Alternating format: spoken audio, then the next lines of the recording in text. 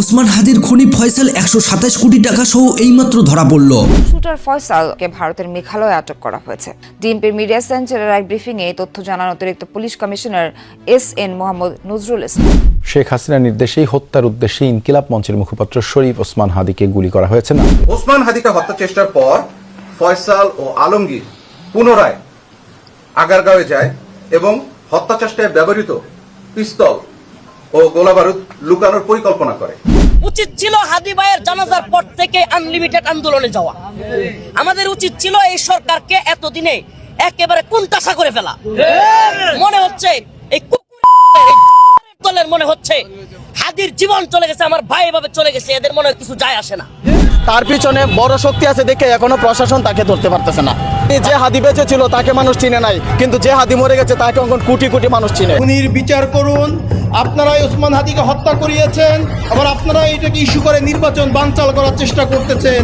বাংলাদেশে কিভাবে এতগুলো টাকা নিয়ে লুকিয়েছিল এই ফয়সাল, কার বাড়িতেই বা তাকে আশ্রয় দেওয়া হয়েছে, এই সমস্ত কিছু জানলে আপনারা অবাক হবেন।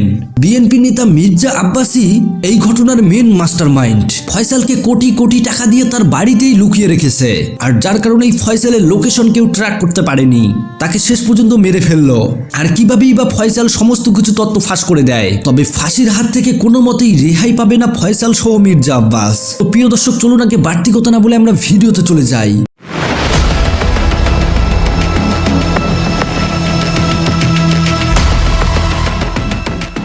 অবশেষে গুঞ্জনটা সত্যি হলো।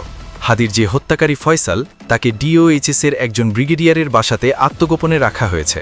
জুলাই বিপ্লবী শহীদ শরীফ ওসমান হাদির খুনিকে তা আজ আর গোপন নেই। কিন্তু অবিশ্বাস্য হলেও সত্যি, আজ পর্যন্ত সেই খুনি ফয়সাল করিম মাসুদ ধরা পড়েনি। বরং সময় যত গড়াচ্ছে তত তার অবস্থান নিয়ে ধোঁয়াশা বাড়ছে।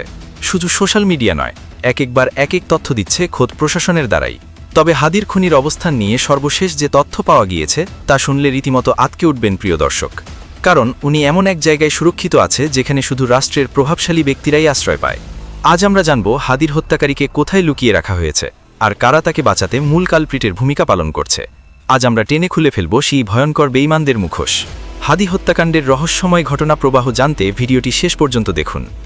শহীদ উসমান হাদির খুনি সাবেক ছাত্রলীগ নেতা ফয়সাল করিম মাসুদের সর্বশেষ অবস্থান যাচাই করে পাওয়া গেছে এক হাড়হীন করা তথ্য। সর্বাধুনিক প্রযুক্তি ব্যবহার করে দেখা গেছে তিনি বাংলাদেশেই আছেন। বহাল তবিয়তে অবস্থান করছেন ঢাকার ডিওএইচএস-এর এক ব্রিগেডিয়ার জেনারেলের বাসভবনে। দায়িত্বশীল এক পুলিশ কর্মকর্তার বরাত দিয়ে এই বোমা ফাটিয়েছেন জনপ্রিয় সাংবাদিক ইলিয়াস হোসেন। কিন্তু প্রশ্ন হচ্ছে, সামরিক প্রশাসনের এত প্রভাবশালী একজন ব্যক্তির কাছে খুনি পৌঁছল কিভাবে? ক্ষমতার চেয়ারে বসে কারা এই খুনিকে পাহারা দিচ্ছে? হাদিকে যখন রাজপথে গুলি করা হয় তখন সেই দৃশ্য কাঁপিয়ে দিয়েছিল পুরো দেশকে। ভিডিও ফুটেজ আর পুলিশি তদন্তে ফয়সালের চেহারা স্পষ্টভাবে উঠে এসেছিল। সেদিনের সেই নির্মমতার পর খুনি ফয়সাল আত্মগোপনে চলে যায়। কিন্তু ডিজিটাল যুগে অপরাধের পায়ের ছাপ লুকানো সম্ভব নয়। তদন্তকারী কর্মকর্তারা ফয়সালের লোকেশন ট্র্যাক করেছেন, আর সেই লোকেশন সরাসরি নির্দেশ করছে ঢাকার ডিওএইচএস-এর একজন প্রভাবশালী ব্রিগেডিয়ার জেনারেলের বাসভবনকে। যখন পুলিশ কর্মকর্তারা নিশ্চিত হলেন যে হাদির খুনি এই ব্রিগেডিয়ার জেনারেলের বাসাতেই আছে, তখন তারা সেখানে অভিযানের প্রস্তুতি নেন। কিন্তু এই পর্যায়ে শুরু হয় আসল নাটক। রাষ্ট্রের উচ্চপদস্থ সেই কর্মকর্তার বাসভবনে পুলিশকে ঢুকতে বাধা দেওয়া হয়। ওপর মহল থেকে খুনি ভেতরে আছে জানার পরও প্রশাসন তাকে ধরতে পারেনি, কারণ ওপরতলার নির্দেশ ছিল নো এন্ট্রি। প্রশ্ন জাগে, একজন শহীদ জুলাই যোদ্ধার খুনের সাথে একজন ব্রিগেডিয়ার জেনারেলের কিসের সম্পর্ক? পরবর্তীতে কি তাকে সেখান থেকে নিরাপদে সরিয়ে দেওয়া হয়েছে? এই জবাবদিহিতা জনগণের দাবি। যারা জুলাই বিপ্লবের কথা বলে উপদেষ্টা হয়েছেন, তাদের নাকের ডগায় এই খুনিরা ঘুরে বেড়াচ্ছে। একদিকে জুলাইয়ের শহীদদের নিয়ে শোক প্রকাশ করা হচ্ছে, অন্যদিকে হাদির খুনিদের ভিআইপি প্রোটোকল দিয়ে লুকিয়ে রাখা হচ্ছে। প্রশাসনের ভেতরে থাকা ফ্যাসিবাদের এই দোসররা এখনও কতটা শক্তিশালী যে তারা একজন চিহ্নিত খুনিকে প্রশাসনের ধরাছোঁয়ার বাইরে রাখতে পারে? এটি কি জুলাই চেতনার সাথে চরম বেইমানি নয়? যখন রাষ্ট্র খুনিদের পাহারা দেয়, তখন মানুষ বাধ্য হয়ে আইন নিজের হাতে তুলে নিতে চায়, আর তখন সেটাকে আবার বলা হয় মব। কিন্তু নীতি নির্ধারকদের বোঝা উচিত সাধারণ মানুষ কেন ক্ষিপ্ত হচ্ছে। যখন এই সত্যগুলো তুলে ধরা হচ্ছে, তখনই ফেসবুক পেজ আর ইউটিউব চ্যানেলের বিরুদ্ধে ষড়যন্ত্র শুরু হচ্ছে। যারা হাদি হত্যার বিচার চাইছে তাদের বলা হচ্ছে বিশৃঙ্খলা সৃষ্টিকারী। অভিযোগ তোলা হচ্ছে যে নির্দিষ্ট কিছু পেজ বা চ্যানেল দেশে অস্থিতিশীলতা তৈরি করছে। কিন্তু প্রশ্ন হলো, সত্য বলা কি অপরাধ? যারা রাষ্ট্র প্রশাসনের এই অসঙ্গতিগুলো সামনে আনছেন, তাদের কণ্ঠরোধ করার চেষ্টা করা কখনোই ভালো ফল বয়ে আনবে না বলে মন্তব্য করেছেন রাজনৈতিক বিশ্লেষকেরা।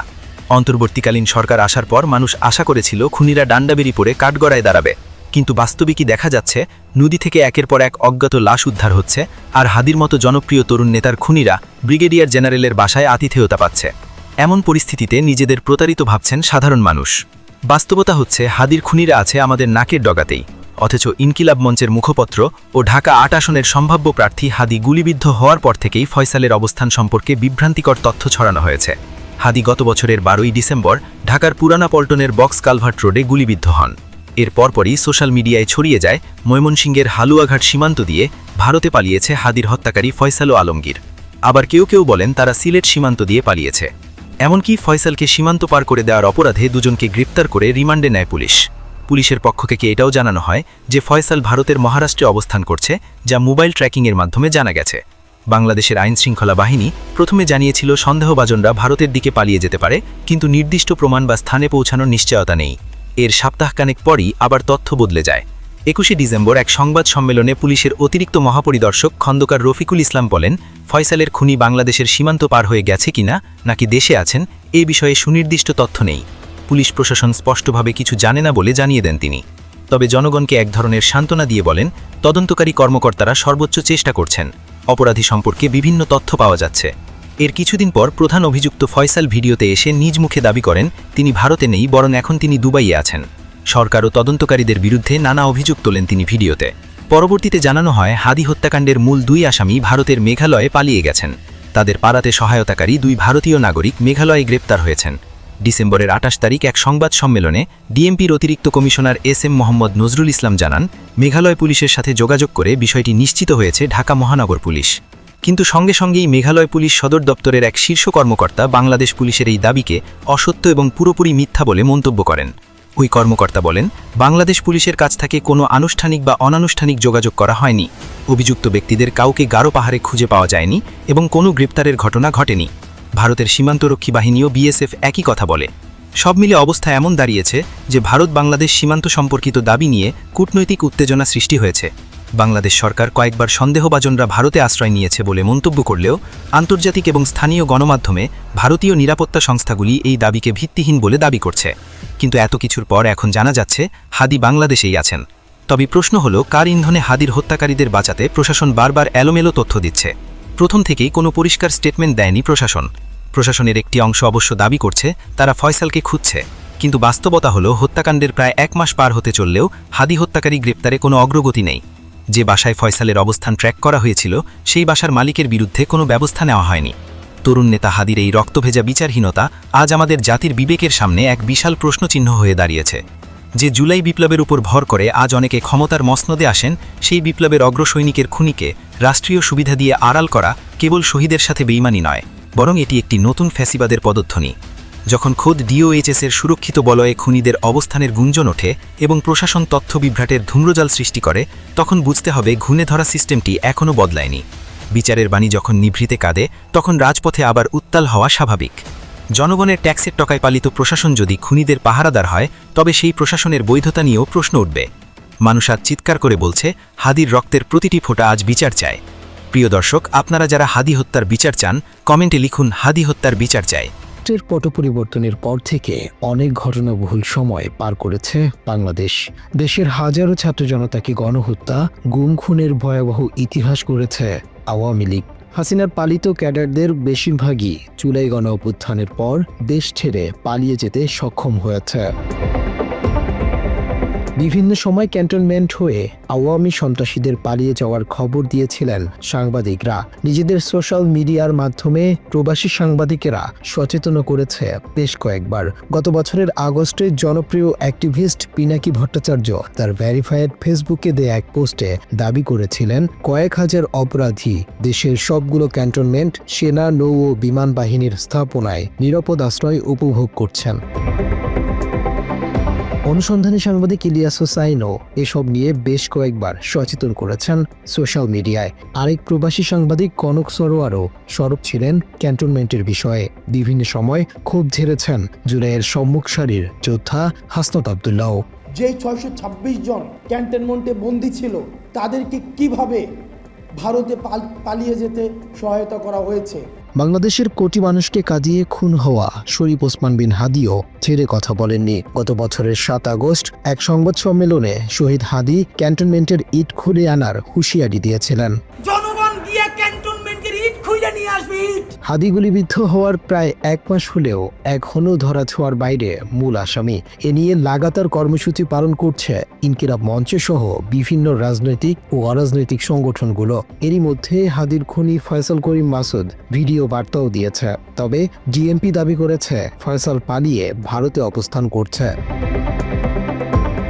নিজের ফেসবুকের এক পোস্টে ক্যান্টনমেন্ট এলাকার একটি ভবনের ছবি জুড়ে দিয়ে সাংবাদিক ইলিয়াস হোসাইন দাবি করেছেন, সবশেষ তথ্য অনুযায়ী সেনাবাহিনী নিয়ন্ত্রিত এই ভবনের কোনো একটি রুমে হাদির খুনি ফয়সালকে রাখা হয়েছে। তাকে নির্বিঘ্নে ভারতে পাঠানোর জন্যেই কচু খেতিদেরকে দিয়ে আগেভাগেই প্রচার করা হচ্ছে ফয়সাল ভারতে চলে গেছে। তিনি জানান, ফয়সাল দেশে আছে, সেনাবাহিনীর হেফাজতে আছে। ডিবি পুলিশ ফয়সাল ভারতে চলে যাবার যে বক্তব্য দিয়েছে তা সঠিক নয়। চাপের মুখে ডিবিকে এই বক্তব্য দিতে বাধ্য করা হয়েছে। তিনি আরও লেখেন, সেনাবাহিনীর দেশপ্রেমিক অংশের পক্ষ থেকে অত্যন্ত জোরালোভাবে তাকে জানানো হয়েছে বিভ্রান্ত না হওয়ার। খুনি এখনও দেশে আছে। এমন সময় তিনি দেশবাসীকে বিভ্রান্ত না হওয়ার অনুরোধ জানিয়ে হাদি হত্যার বিচার দাবি করেন। এরপর বাংলাদেশ সেনাবাহিনীর ভেরিফাইড ফেসবুকের এক পোস্টে সাংবাদিক ইলিয়াসের পোস্টের স্ক্রিনশট জুড়ে দিয়ে জানানো হয়েছে, গুজব ও বিভ্রান্তি থেকে দূরে থাকুন। হাদির খুনি ক্যান্টনমেন্টে আছে তথ্যটি সঠিক নয়। ইলিয়াসের পোস্টটিতে রিয়্যাক্ট করেছে 1,31,000 মানুষ। মন্তব্যের ঘরে অনেকেই বিষয়টি নিয়ে তদন্তেরও দাবি জানিয়েছে। এদিকে স্বরাষ্ট্র মন্ত্রণালয়ের অধীনে মাদকদ্রব্য নিয়ন্ত্রণ অধিদপ্তরের অফিসিয়াল ইউটিউব চ্যানেলে একটি সচেতনতামূলক বিজ্ঞাপন প্রকাশ করা হয়েছে, যেখানে কেন্দ্রীয় চরিত্রে অভিনয় করতে দেখা যায় ফয়সাল করিমকে। এ ঘটনার পর আবারও নড়ে চড়ে বসেছে প্রশাসন। সামাজিক যোগাযোগ মাধ্যমে ভাইরালের পর গত শনিবার সকাল পর্যন্ত মাদকদ্রব্য নিয়ন্ত্রণ অধিদপ্তরের অফিসিয়াল ইউটিউব চ্যানেলে বিজ্ঞাপনটি দেখা গেলেও বেলা 11টা নাগাদ হঠাৎ করে ইউটিউব চ্যানেল থেকে TVC 4 ফাইনাল নামক টিভি বিজ্ঞাপনের ভিডিওটি সরিয়ে ফেলা হয়েছে। তবে এই বিষয়টি নিয়ে এখনও কোনো ব্যাখ্যা দেয়নি স্বরাষ্ট্র মন্ত্রণালয়। হাদি হত্যার বিচার চায় দেশের আপামর জনসাধারণ। এই হত্যার দায় সরকার থেকে প্রশাসন সবার বলে মনে করছেন বিশ্লেষকরা। ওসমান হাদির উপর গুলিবর্ষণের সঙ্গে জড়িত প্রত্যক্ষ হামলাকারী, পরিকল্পনাকারী ও সহায়তাকারী সব সন্ত্রাসীকে গ্রেপ্তার, 48 ঘণ্টার মধ্যে নিষিদ্ধ আওয়ামী লীগের নেতাকর্মীদের বিরুদ্ধে এলাকাভিত্তিক চিরুনি অভিযান এবং হাসিনাকে দেশে ফিরিয়ে এনে তার বিরুদ্ধে মানবতাবিরোধী অপরাধে প্রদত্ত রায় কার্যকর করা। এই 3 দাবি না মানা হলে 3 উপদেষ্টার পদত্যাগ দিয়েছেন ডাকসু ভিপি সাদেক কায়েম। দাবি আদায় স্বরাষ্ট্র উপদেষ্টার কার্যালয় ঘেরাও কর্মসূচি পালন করতে গিয়ে পুলিশের বাধার মুখে পড়ে সাদেক কায়েমের নেতৃত্বে 10 সদস্যের একটি দল দুপুরে স্বরাষ্ট্র উপদেষ্টার সঙ্গে বৈঠক করেন। সেখান থেকে বেরিয়ে সাদেক কায়েম উপদেষ্টাদের পদত্যাগ চান। এ সময় স্বরাষ্ট্র উপদেষ্টা তার পাশেই ছিলেন। আগামী 48 ঘন্টার মধ্যে স্বরাষ্ট্র উপদেষ্টা, আইন উপদেষ্টা এবং পররাষ্ট্র উপদেষ্টাকে পদত্যাগ করতে হবে। ওসমান হাদির উপর গুলিবর্ষণের সঙ্গে জড়িত প্রত্যক্ষ হামলাকারী, পরিকল্পনাকারী ও সহায়তাকারী সকল সন্ত্রাসীদেরকে গ্রেফতার করতে হবে। যারা এই হামলাকে সমর্থন জুগিয়েছে, হাদি ভাই এবং জুলাই বিপ্লবীদের হত্যাযোগ্য করে তুলেছে, সেই কালচারাল ফেসিস্টদেরকে সামাজিকভাবে বয়কট করতে হবে।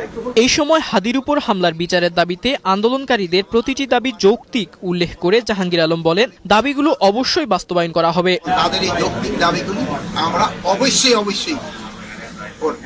এবং এই আরেকটা জিনিস হলো, আমাদের ওসমান হাদি ভাই এখন যে অসুস্থ, আপনারা তার জন্য একটু দোয়া করবেন, ওই যেন এনি যেন আবার সুস্থ হয়ে আমাদের মাঝে ফিরে আসতে পারে। এই জন্য আমি আপনাদের সবাই দোয়া কামনা করি। এর আগে স্বরাষ্ট্র উপদেষ্টার পদত্যাগের দাবিতে রাজধানীর শাহবাগ মোড় অবরোধ করে জাতীয় ছাত্র শক্তি ও ছাত্র অধিকার পরিষদ। তারা 3 ঘণ্টা আটকে রাখে রাজপথ। বন্ধুরা এতক্ষণ থেকে পুরো ভিডিওটি প্রথম থেকে শেষ পর্যন্ত দেখার জন্য আপনাদেরকে অসংখ্য ধন্যবাদ। পুরো ভিডিওতে দেখতেই পেলেন 127 কোটি টাকা নিয়েছে নাকি হাদিকে মারার জন্য এই ফয়সাল, আর তাও আবার মির্জা আব্বাসের ব্যাংক থেকেই, যেটা ইতিমধ্যে প্রমাণ সহ ধরেছে সিআইডি। তবে ধারণা করছে অনেকেই খুনি এখনো দেশেই রয়েছে, অনেকেই বলতেছে আবার সে ইন্ডিয়ায় গেছে, কিন্তু ফয়সাল এখনো বাংলাদেশে লুকিয়ে আছে কোথাও। এইটার সাথে কোনো বড় কোনো ব্যক্তি জড়িত, যার কারণে ফয়সালের লোকেশন ট্র্যাক করতে পারতেছে না। একজন খুনি যাকে সবাই দেখলো সে ওপেনই গুলি করে কিভাবে এত তাড়াতাড়ি দেশ ছেড়ে পালিয়ে যাবে? এইটার পেছনে আসলে মাস্টার মাইন্ড কে? এই বিষয়ে আপনাদের মতামত কমেন্ট বক্সে জানাবেন, আর এই ভিডিওটি সবাইকে শেয়ার করে দিবেন। আল্লাহ হাফেজ।